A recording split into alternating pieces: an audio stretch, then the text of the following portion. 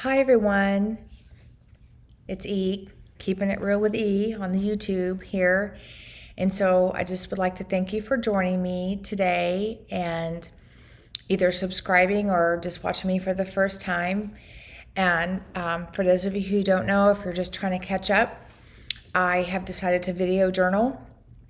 The first part is it's all about God's faithfulness and goodness, and in the midst of dire circumstances and heartbrokenness and loss and grief.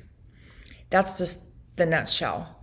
And I've begun my video journaling with the diagnosis of my mother's brain cancer and what that journey is like. So I'm trying to start from beginning to the ending, and then I will continue on to journal because God is so good all the time. And I will eventually be sharing my life in my 20s and my 30s and how many times God was faithful when I was not faithful, like miracle stuff. But for now and for today is Wednesday, September the 29th, 2021.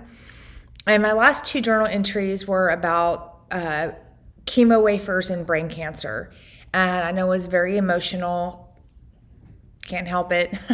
It just happens. So in any event, I've been thinking a lot about some things, and so it's very important. I want to share the complexities and the importance of relationships, of course, especially when you have a loved one who has their prognosis. It's death. There's a death sentence, and there's a time frame. And so my mother has three brothers and a sister. And one brother has been a lifelong drug addict, and so they kept in touch, but it was not really the relationship that was super healthy. But she tried to love on him and care for him as much as possible. I have two other uncles, and they're both amazing and awesome. And during my mom's battle and her just owning her brain cancer and just being such a warrior and a fighter, my uncles were there with her and my aunts along the way. And so I have one uncle that flew up from Costa Rica 2 or 3 times to be with her.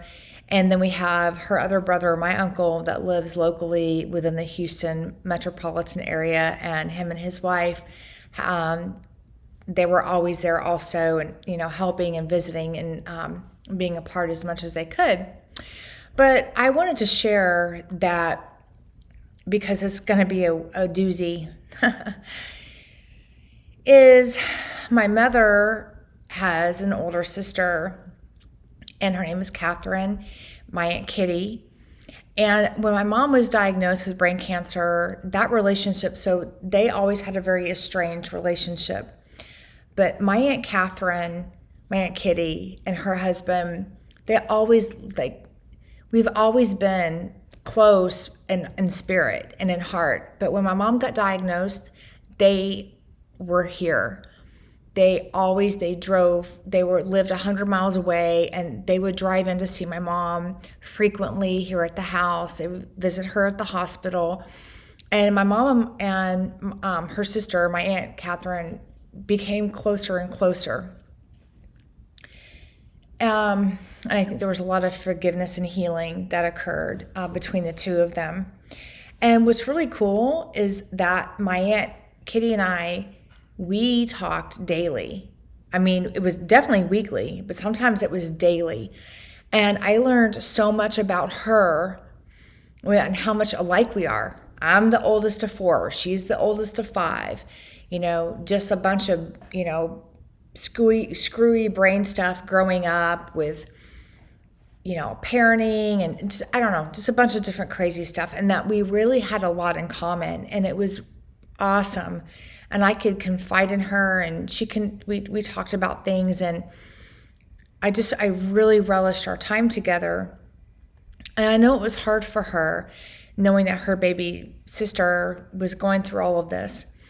And there was one point there was a point, gosh, maybe in like late summer of that 2018 year, and we were on the phone. It was a very, very distinct conversation. I remember it well. We were in my closet and I was putting laundry away and whatnot. And she told me, she says, I know that this might sound morbid, but I'm a little bit envious. I'm a little bit envious of my sissy. That's what she called her, is her sissy. And she says, because she's going to go before me and be with mom and dad. And the moment she said that, I was like, oh my God, you did not just say that, because I had this weird vibe.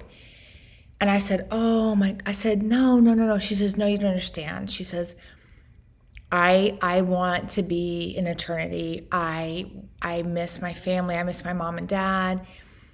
And, she was tired also, which was surprising. I mean, I don't know if it was the word surprising is the right word, but I just was I was like, oh my gosh, you can't say things like that, because I had this really weird thing.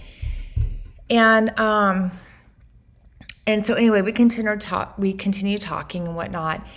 And actually my Aunt Catherine and her husband, my Uncle Jay, that's a nickname, ended up incurring 100% of the expenses for my mom's end of life care, because we just couldn't financially support it. Medicare and Medicaid didn't cover it. And we were covering living expenses, but when you have end of life care 24/7, it was crazy. Which leads me to this. So during the fall of 2018, my mother was in and out. So she would go days with no medication. Like, we would try to put medication in her mouth and she would refuse it. Like, her lips would terse up and she refused it. And then like a week would go by and we, put the water swabs on, and then all of a sudden, bing, she'd wake up and we're like, Mom, you've been gone, you've been out. She's like, oh, I'm fine. And it was just amazing. But yet the side of her head was growing and swelling and pulsating, and it was very difficult to watch. She made it to Thanksgiving, and in a wheelchair. She was completely swollen and puffy, and that whole steroid chemo thing. But it was no longer chemo. She'd been off of that for a while. It was mostly steroids and some of the other medications. But she was so happy, and she was crocheting, even though everything was lopsided. It did not matter. She was just happy.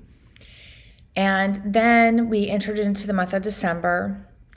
And December was very difficult because she slept a lot and wouldn't take medications, was very confused. She kept thinking that she needed salt and pepper shakers, but she did not need any salt and pepper shakers. I mean, that's the tip of the iceberg. It was just ongoing nonstop. I was getting nonstop text messages and phone calls from her caregivers, because they just didn't want to deal with how hard it was to be with her, especially in the evening. She was very restless, and it was hard to watch.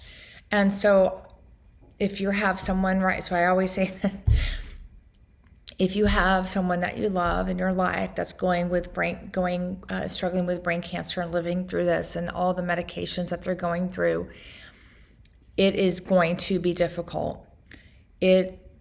It will try your patience at every end. I lost so much weight just from the stress. And I remember I ran into someone and they said, my gosh, you're so thin. And I was like, yeah, I know. Yeah. Well, and yeah, I'm working on it. Maybe I'll eat a hamburger. And in my mind, I'm thinking, yeah, I'm on the diet. My mom's dying of brain cancer diet. It's not what I choose to be on. But these things happen. Your stress level's high, and you're trying to make everything work. And so the month of December comes, and we did have Christmas with Mom. I had a very good friend. Her name was Cache. She came and prayed with my mom, and my mom was out for like 5 days, and then she on December the 22nd, she was awake enough, and we wheelchaired her and got her dressed up. And even though she was not okay at all, she did not want to miss Christmas at my brother's house, and she did not miss it. Even though she was kind of in and out, and it didn't matter. She persevered and got through that. So December the 25th came. December the 26th came. And just when you think it's crazy and hard enough, I know the inevitable is around the corner. I don't even know when, don't know what that's going to look like, but we're just taking it day by day, hour by hour at times. And I get a phone call from my cousin who says, we haven't, actually, this is not true. Hold on, let me back up. It was a little bit after that. It may have been after the first of the year. I got a phone call from my cousin who said, I haven't wanted to call you because I didn't want to burden you, didn't want you to be worried. But Mom, meaning my Aunt Catherine, the day after Christmas they live out in the country in outside of Burnham, Austin, Texas area, was rushed by helicopter to a hospital with some problems. We didn't know what was going on. And it turns out she has pancreatic cancer. Wow. I have my mom on the decline, dying. Now my aunt, who was my mother's older sister, and that relationship had been restored by the grace of God. My aunt had said what she had said prior. Now all of a sudden, she's diagnosed with pancreatic cancer. Okay, and now I know my job was to be strong for my cousins. So my mom is in and out of consciousness all the time at her place with caregiving. Then I would find myself in my car rushing into Houston to see my aunt and just being a part of that and their struggle, because what was happening was she was having the blood clots and then the medication, and they couldn't put her on chemo because of the medication. They couldn't get to the tumor. And it was unbelievable, the amount of loss that was going to happen back to back. And so I knew, though, my role was, I never denied my pain. I didn't deny I'm this vigilante, I don't feel anything. Heck no. I cried all the time. I wept with my aunt.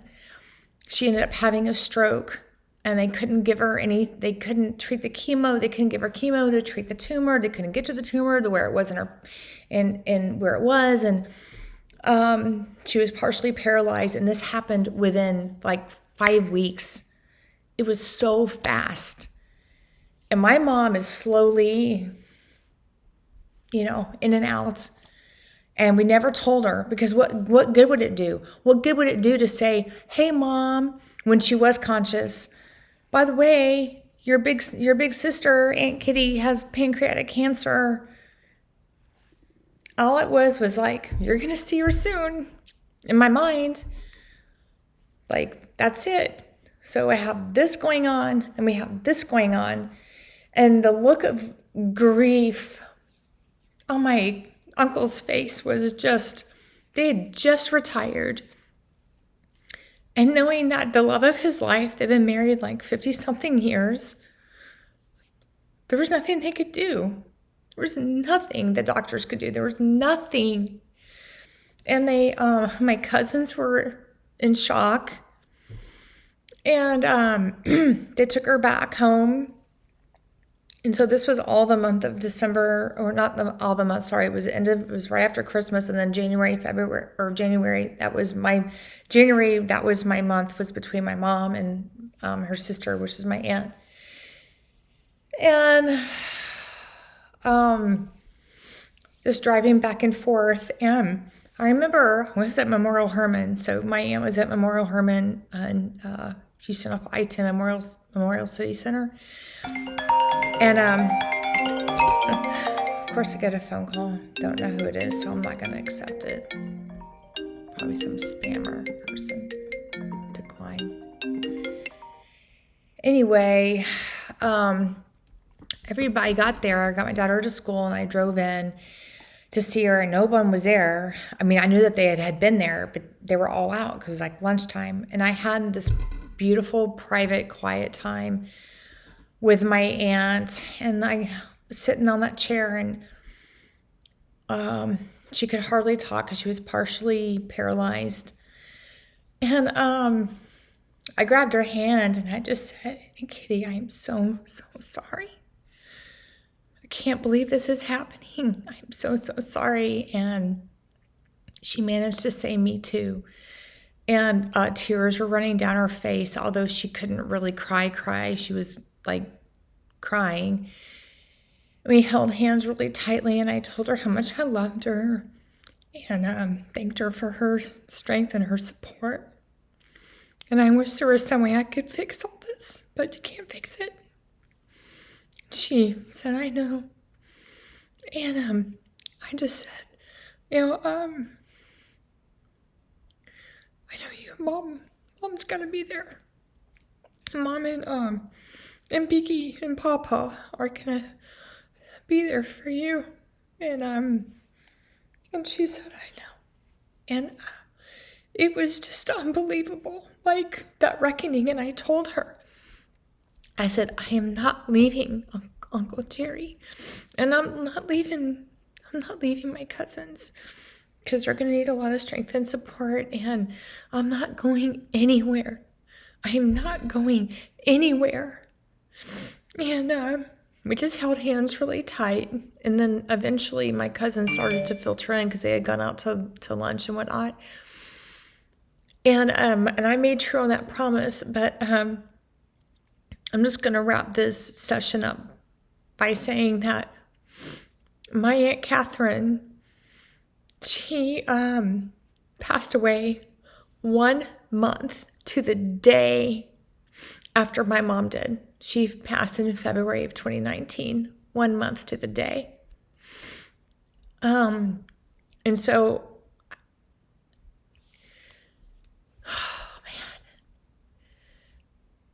how can you say, oh my gosh, you lost 2 people that you love so much? And I'm going to talk about the last week of my mom's life because it is powerful. But I wanted to give honor to my Aunt Catherine because, of course, I have to. I mean, of course, because it's part of the story. It's part of our testimony. It's part of the journey. It's part of every single thing. And it's not fair. I've even said, like, this is not right. Like, why? And my cousins and my Uncle Jay, they felt like we didn't fight hard enough for her. And I was like, your hands were tied. She kept having the strokes and the brain and the blood clots, and they couldn't do the chemo. It was like this vicious cycle. And they never even had a chance to fight. They didn't even have a chance to fight. And so now she's gone after a month after my mom. And so, how is God good in that? Well, it's crappy. The situation is crappy. It sucks. What am I going to say? It's bad. It hurt. It was painful. And it's still, we still go, oh, but I think it's really, at the same time, there were still blessings. She got to be with her family at home. I don't understand the why, and I don't want to pretend to know the why, because I don't know the why. And I'm not here to debate philosophical ideas and whatever. I'm just here to say that even in the midst of stuff, God is still good, and that there's still reconciliation. There's still, there's still peace in the midst of it, even though there's pain, and that's just how that, I'm so sorry, I keep getting these dings, but that's just how life is. And so the whole purpose for me to share this part of the journey is 2 losses within 1 month, but God is still good, and He makes a way. And oh my gosh, I've totally forgot okay, this is so important. I'm at 20 minutes already. is my aunt passed away. It was early in the morning on a Tuesday morning. But that Monday night beforehand, I had been at my daughter's American Heritage Girl meetings, which I had shared about before, that I was a co-leader. And never, it's an empty room, okay? There's just an empty room, and there's chairs and tables, and we always have to set it up for the kids, for the girls. And that Monday night, we met from 6 to 7 o'clock every Monday. There was one of those wheel away chalkboards, and really big was this Bible verse from the Old Testament, and it says, what is it? 1,000 days is a day, and one day is to 1,000 to the Lord. And what was so weird was, I remember looking at that, and it hit me like time is not the time that we think it is here. We limit time. Our time is limited, but in eternity, it is not limited. There is no time. And I had this really, this resonation within me, right? This resonating within me. Then sure enough, the next morning is when my Aunt Catherine went into eternity. And I think that was just God's reminder. Oh, and after that, never had a rolling chalkboard, never saw anything again like that. And I guess, that was just God's general reminder to me. And I've shared this with my cousins. They know all this, what I saw the night before. Of course, I told them later. We don't understand here in the present because all we know is the present. We just know a time. But in eternity, there is no time. And so, anyway, I need to wrap this up because it's going on 20 minutes and I have to get in car line. It's 2:30 p.m. Central Time here. So, again, like I always say, may the Lord bless you. May he keep you. And may his face shine upon you in graciousness and peace. And he fights for us. And even when things don't make sense and we don't understand it, we're not supposed to understand it. But we need to love people. People need to have hope, especially right now. We need to share the hope of God, his goodness, his faithfulness in the midst of every circumstance. It does not matter. This is temporary. Our spirits and our souls are eternal. And that is all that matters. Okay? So God bless you and God keep you. And may his face shine upon you. And he is behind you. And he walks before you. And he is beside you. So God bless you and keep you. And I will be journaling again really soon. Thank you so much. Good night or good afternoon. Bye.